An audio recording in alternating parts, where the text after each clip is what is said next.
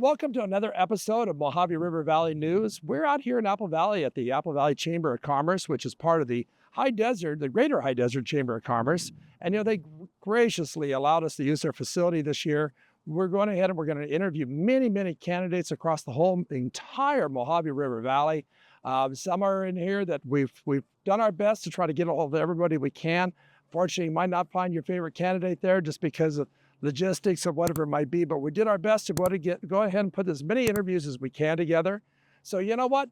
Stay tuned. We'll be right back with you because we got a lot of great interviews to throw at you.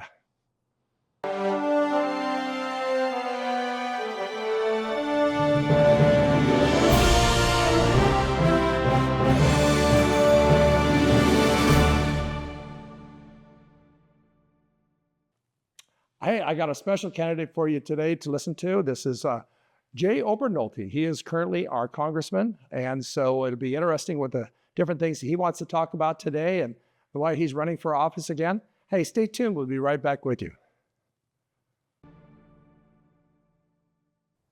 Hi, I'm Eric Swanson. I'm here with Congressman Jay Obernolte. Jay, it's great to have you here today. It's wonderful to be here. Tell the folks a little bit, from the ones that don't know who you are. Let's take a few seconds to talk about that. Well, I'm Congressman Jay Obernolte. I've had the honor of representing our community in Congress for the last 4 years and in the state legislature for the 6 years prior to that. Prior to that, I was mayor of a local city and on a city council and an airport board of directors. In real life, I am a developer and a computer scientist. I'm one of only 2 computer scientists in Congress. Believe it or not, we have more former professional athletes in Congress than we do have in computer science, but it's been an honor to represent our district. It's kind of funny, just on a quick side note, probably many of you out there have used software that he has created, for sure. Hey, let's get into some of the topics real quick. One of the things I kind of talk to everybody, but I don't really want to go into a lot of detail on this because I think I want to talk about the budget first, because this is, you think about what our budget is, and I talk about the locals about, you're coming into a multi-million-dollar office and it's like you're making those decisions. Well, you're only talking about 5 people, so you only have to count to 3. You have to count to much bigger numbers than that. But I think one of the things that I think it's addressing everybody across the country is not only just our budget, but as inflation. Let's kind of touch on that a little bit, because this is affecting everybody in their lives. I know that you are a big, you recognize the energy. And matter of fact, you have your doctorate in if I get to correct, is it government finance? Have I have that right? Okay. I did do it right. Government budgeting, yeah. There you go. So touch on a little about what we need to be worried about, what we need to go to, how do we get out of this problem? Well, this is something I'm deeply passionate about. We run about a 30% budget deficit at the federal level. That's a little over $2 trillion a year. And that is by itself inflationary, because when you're spending borrowed money, that makes the value of all the dollars out there in the economy less. But on top of that, Congress dumped an extra $6 trillion of federal spending into the economy over the last couple of years of COVID, much of which was unnecessary because the economy was already recovering. Very true. And most economists now acknowledge that that is one of the leading reasons why we've been experiencing the inflation that we've experienced. It now costs about 20% more to live than it did 3.5 years ago.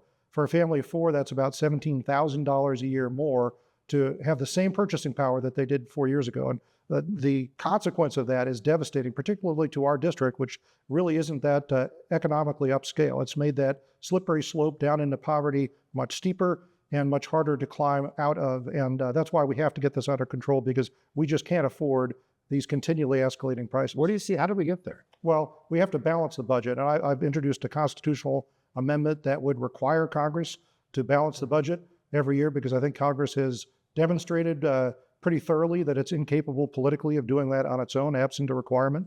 When I was the vice chair of the budget committee in the legislature, we have that requirement in the California Constitution. We need that requirement in the federal Constitution.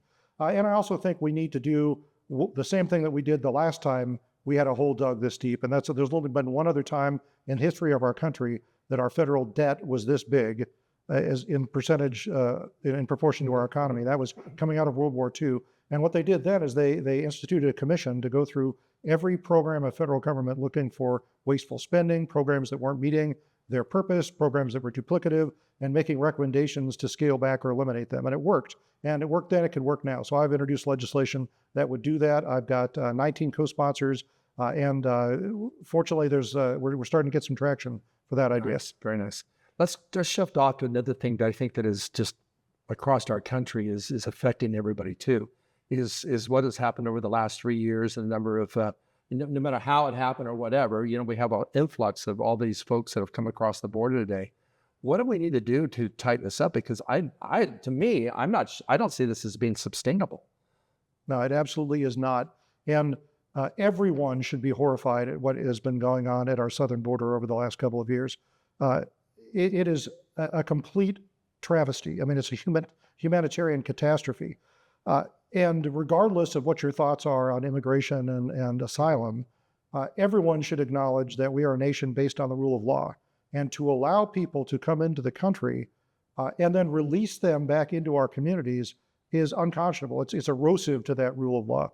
We had policies under the Trump administration in place to curb that. We had the Remain in Mexico policy that said that if you were going to apply for asylum here, you had to wait in the country that you were coming from before your asylum application was processed, before you could come across, and that was a deterrent. And then he had put an end to catch and release.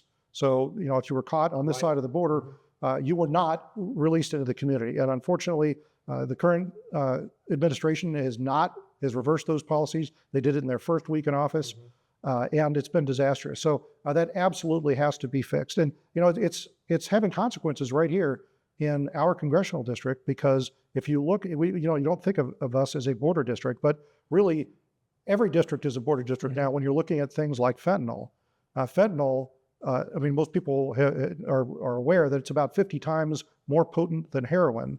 And it is getting not only into our community, it's poisoning our kids. We have a 600% increase in fentanyl-related deaths right here in San Bernardino County than we did just 2 years ago. And if you talk to Sheriff Dicus and you talk to San Bernardino County Sheriff deputies, they will tell you 90% of that is coming across the southern border as a direct result of our disastrous handling of the border. So it is a crisis that absolutely has to be fixed. I want to, before we run out of time, we run a really short time here. I know one thing that's really passionate to your heart are veterans. I just want to touch on that. We don't have much time to touch on it, but I'm amazed. It's amazing what you're doing with the veterans. Can you kind of touch on that real quick? Sure. Well, I represent 5 military bases, over 40,000 veterans. I am passionately committed to making sure they get the benefits that they were promised when they did their heroic service to our country. And so that's something I've been working very hard on. Mike Boss, the chairman of the Veterans Affairs Committee, is a good friend of mine, and he and I are co-leading several different bills to make sure that we honor that promise. Gosh, there is so much for you and I could talk. You and I, we can do this interview for 3 or 4 hours easy. Hey, let's do topics. I would love to do it. But, real quick, if you could just tell the folks why they should vote for you. Well, it's been an honor to represent you in Congress. If you're passionate about the same things that I am passionate about, I would respectfully ask for your support and for your vote. I'm passionate about reducing the inflation that is causing so many people in our community to struggle. I'm passionate about fixing some of the problems that have caused our southern border to be so porous and improving the public safety in our community. And I'm very passionate about making sure we honor the commitment that we've made to our veterans. So if you agree and you're passionate about the same things, that I would very much appreciate your support. It's an honor to represent you in Congress. Jake, thank you very much for sharing. Absolutely. Thank you. Thank you.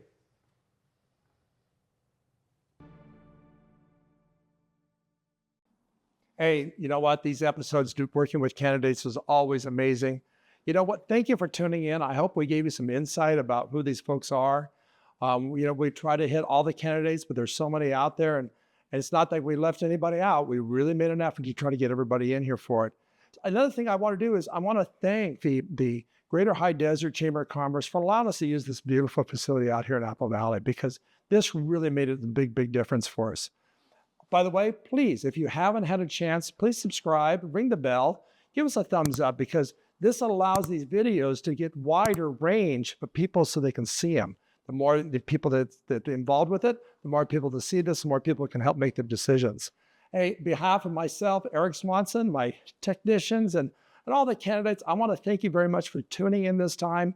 because you know what? This is a major thing. This is a big thing. We'll be voting this November 5th here.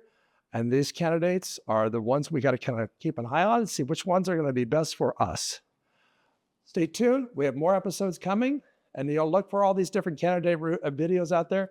There's a bunch of them. See you soon.